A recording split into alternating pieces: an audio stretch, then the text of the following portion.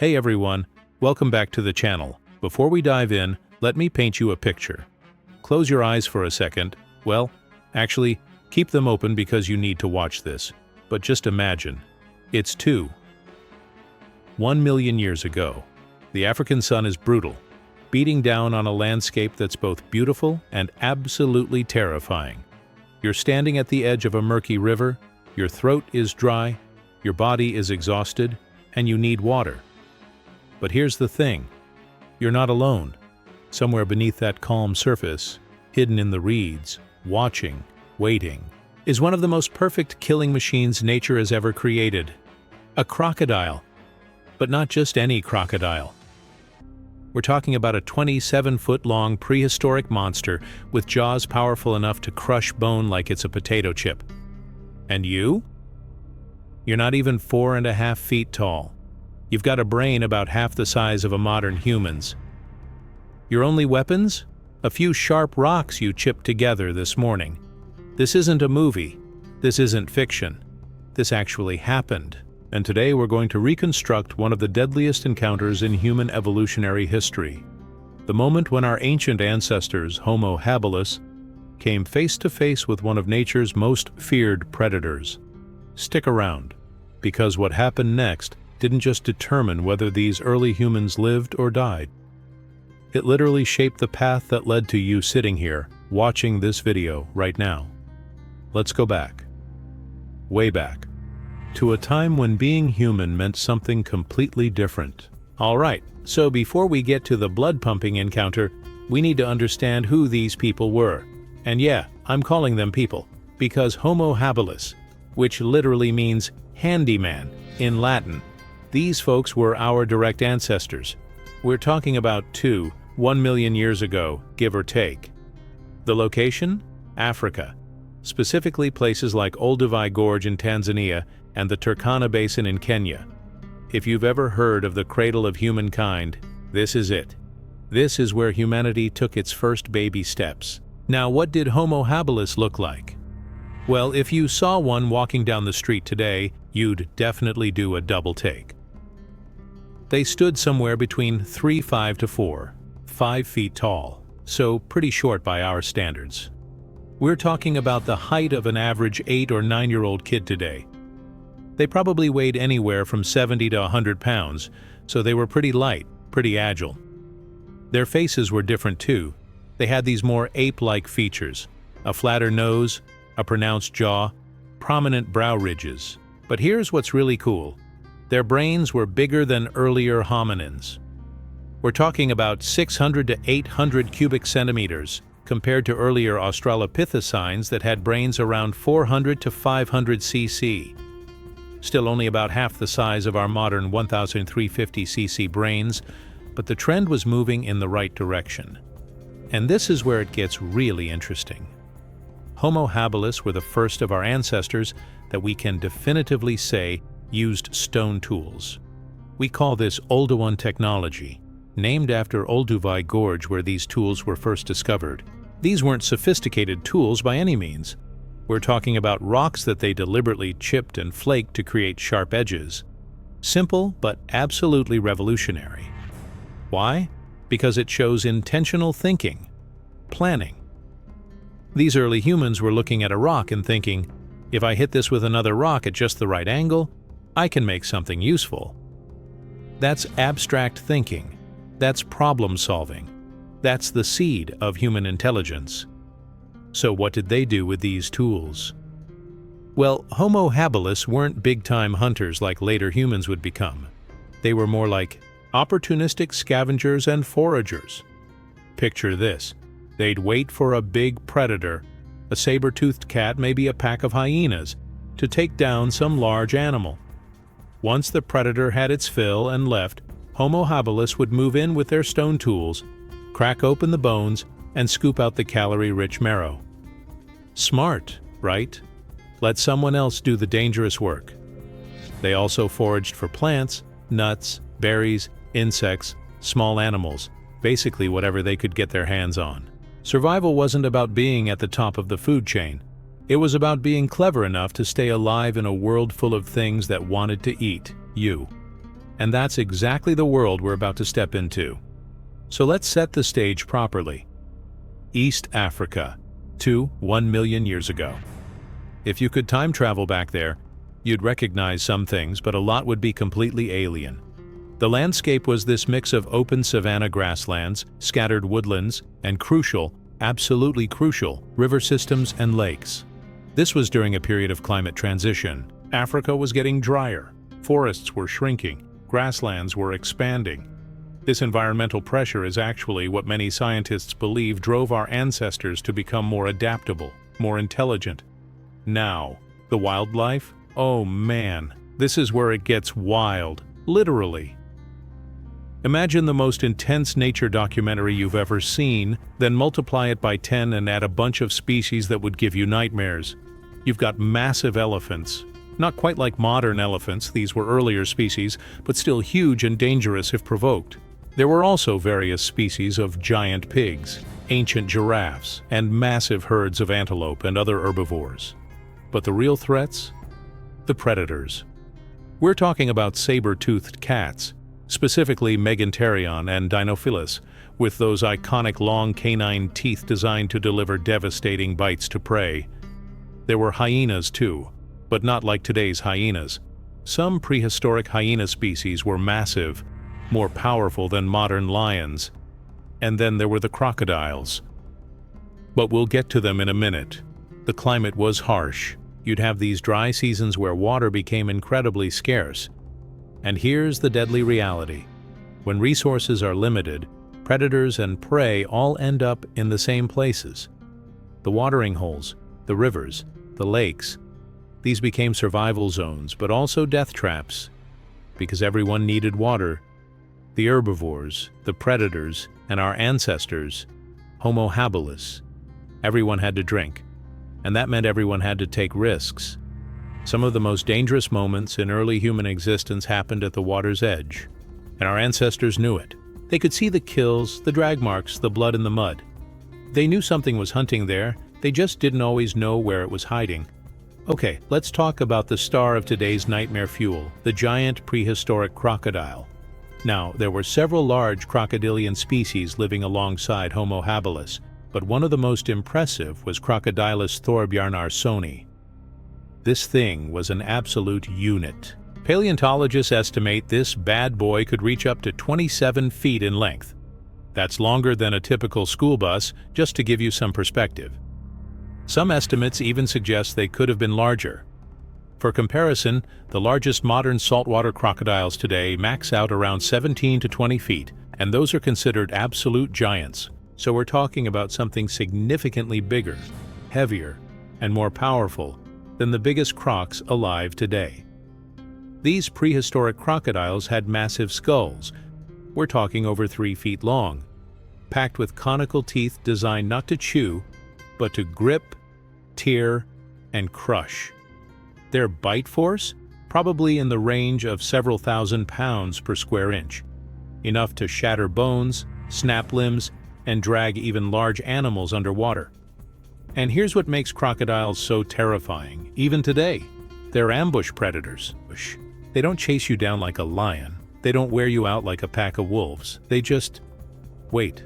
Crocodiles are patient, unbelievably patient. They can stay perfectly still, submerged in murky water with just their eyes and nostrils above the surface for hours, days even, just waiting for something to come close enough. Their habitat was anywhere near water, rivers, lakes, swamps, watering holes. Basically, all the places where Homo habilis and every other animal desperately needed to go to survive. The crocodiles knew this. They didn't have to go looking for food. The food came to them. And when they struck, it was explosive. Crocodiles can launch themselves out of the water with incredible speed and power, using their muscular tails to propel their massive bodies. They grab their prey, usually by a limb, and then perform what's called a death roll, spinning rapidly to disorient, drown, and dismember their victim. For a small, vulnerable early human, there was basically no chance once those jaws clamped down. So now picture this. You're a Homo habilis. You're thirsty. Your group is thirsty. You have to get to the water. But you've seen what lives in that water. You've heard the screams of animals being taken. Maybe you've even seen members of your own group disappear beneath the surface. What do? Let's reconstruct it. Let's go back and witness what might have been one of the most pivotal moments in our evolutionary story. It's late afternoon. The dry season has been brutal, going on 3 weeks without rain. The small band of Homo Habilis, maybe 12 individuals including juveniles, has been traveling for 2 days searching for water. Their usual watering hole dried up, and they've been following the faint green line of vegetation that signals a river. Finally, they find it. The river is lower than usual, the banks muddy and trampled by countless animals. There are tracks everywhere: antelope, elephants, and yes, the distinctive drag marks of something large that hauls itself in and out of the water. The group hesitates at the tree line, about 30 yards from the water. They're cautious. They've done this before. The dominant male, let's call him what scientists would label a mature adult male specimen, but really he's just a guy trying to keep his family alive, scans the riverbank and the water. He sees nothing obvious. The water is murky, brownish-green, moving slowly. There are reeds along the far bank. Birds are drinking. That's usually a good sign, right? If the birds are calm, maybe it's safe. He makes a decision. He gestures. Maybe a grunt, maybe a specific vocalization we'll never know, and starts moving toward the water. The others follow, but they're nervous. You can see it in their movements, quick glances, tense postures. They spread out slightly along the bank.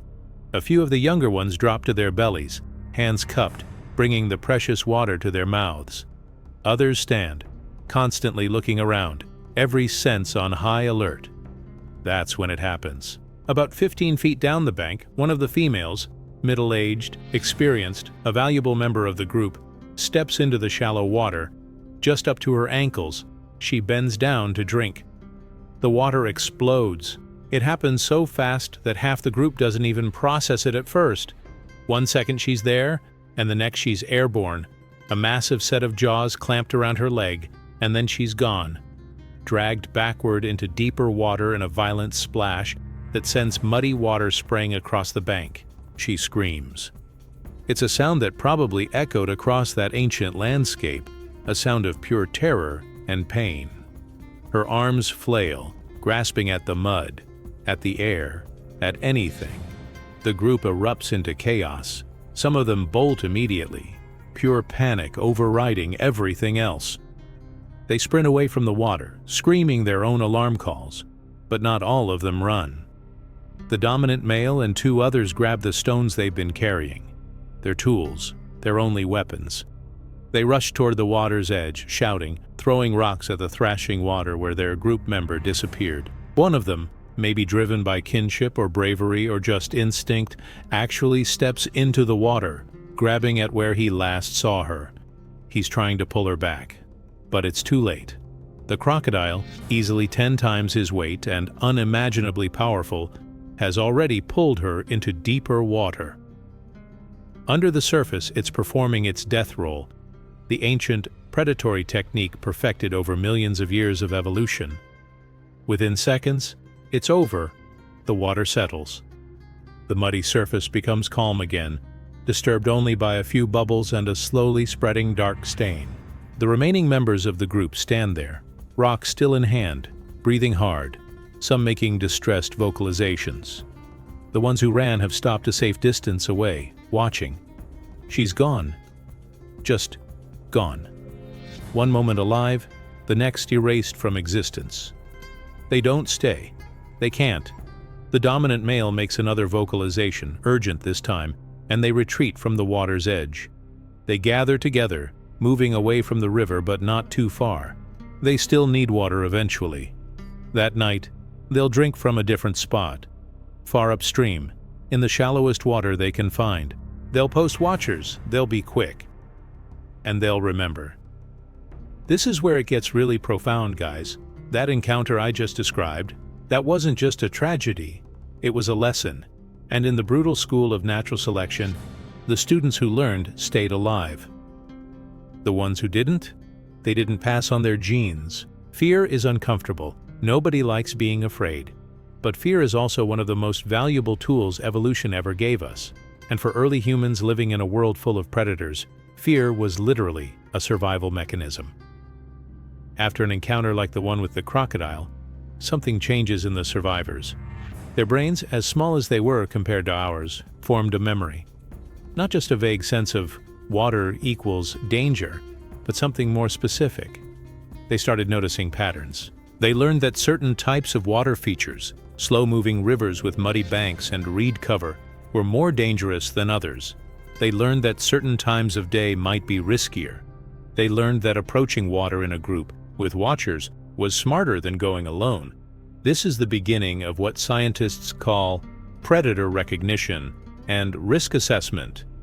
These early humans were developing the cognitive ability to evaluate danger and modify their behavior accordingly. And here's the really cool part. This wasn't just individual learning. This was social learning. The young members of the group who witnessed the attack, they learned without having to experience it themselves. They learned from observation, from the reactions of the adults, maybe even from some form of early communication.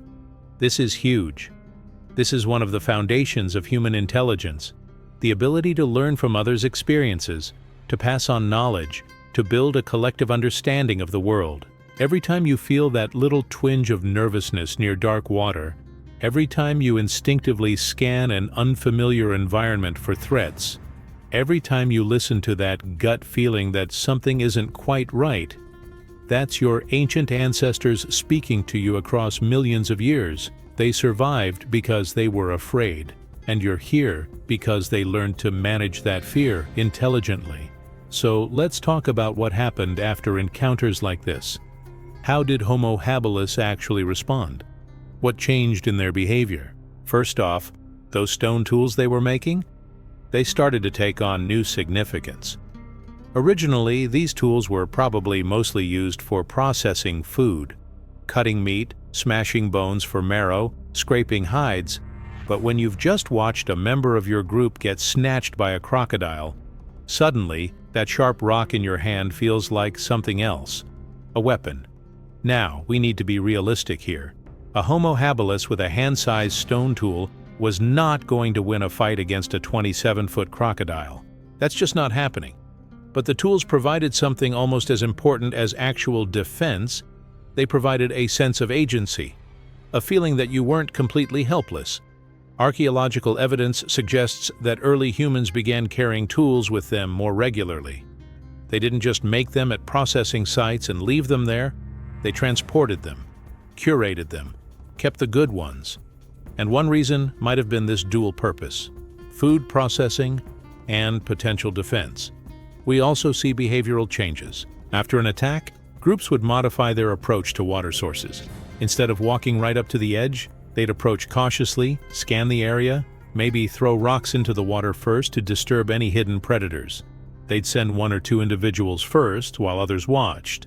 Basically, early sentry behavior. They also started avoiding certain features altogether. Deep water? Forget it. Dense reeds where visibility was low? Nope. They'd search for shallow crossings, open areas where they could see what was coming. And perhaps most importantly, they started traveling and foraging in groups more consistently. There's safety in numbers. More eyes to watch for danger. More voices to raise an alarm, more bodies to potentially mob or distract a predator. This is the beginning of cooperative defense. Later humans would develop this into sophisticated group hunting strategies, but it started here, as a response to being prey. Some anthropologists even suggest that early vocalizations and proto-language might have been driven partly by the need to communicate about danger quickly and effectively. Warning calls, alarm signals, maybe even simple descriptive sounds like water danger or big tooth for saber-toothed cats, or water grab for crocodiles. Can we prove that definitively? No, but it makes sense. Communication is a survival tool, and our ancestors were in desperate need of survival tools. Now, you might be thinking, okay, this is a cool story, but is there actual evidence for any of this? Great question. And the answer is yes. Absolutely yes. First, we know Homo habilis and these giant crocodiles lived in the same places at the same times. We've found Homo habilis fossils and crocodile fossils in the same geological layers at sites like Olduvai Gorge and Turkana Basin. They shared the same ecosystem, the same water sources. They definitely encountered each other. Second, and this is where it gets really interesting, we found hominin bones with crocodile tooth marks on them. I'm talking about distinctive puncture marks and gouges that match the spacing and shape of crocodilian teeth. These aren't just random damage. Paleontologists can analyze these marks and determine what made them. Some of these bones show evidence of crocodile predation or scavenging. Now, we can't always tell if the crocodile killed the individual or just scavenged an already dead body, but either way, it confirms the interaction. There's also a fascinating fossil from a slightly later period, a Homo erectus skull found in Olduvai Gorge with damage consistent with a crocodile bite that the individual apparently survived. The bone shows healing, which means this person was bitten, got away, or was rescued, and lived long enough for the wound to start healing. Absolutely incredible. Beyond just Homo habilis, we found evidence of crocodile predation on various hominin species throughout our evolutionary history. It was a consistent threat, a persistent danger that our ancestors faced for millions of years.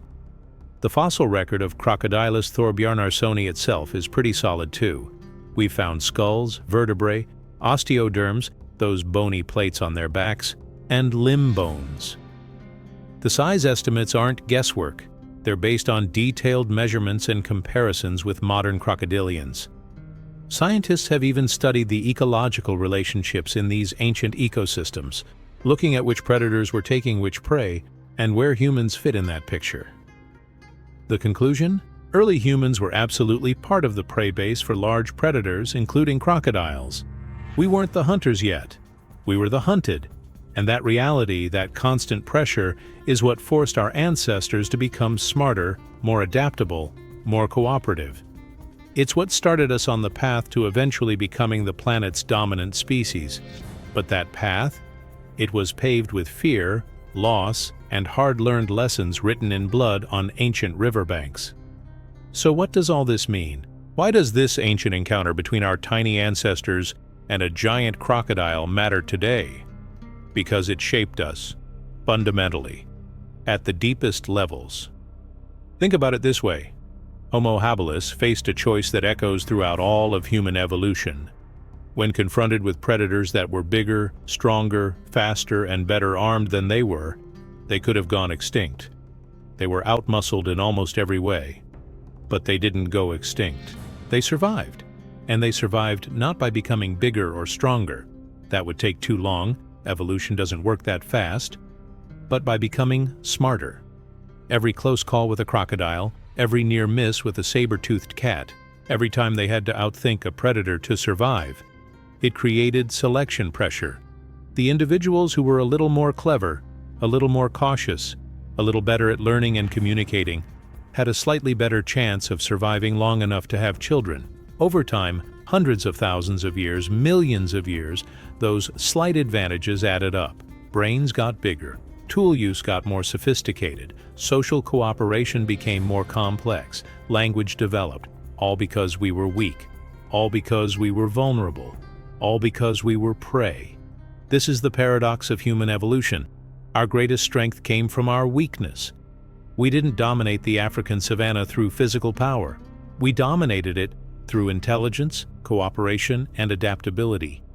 And it started with moments like that encounter at the riverbank. Moments of terror, yes, but also moments of learning.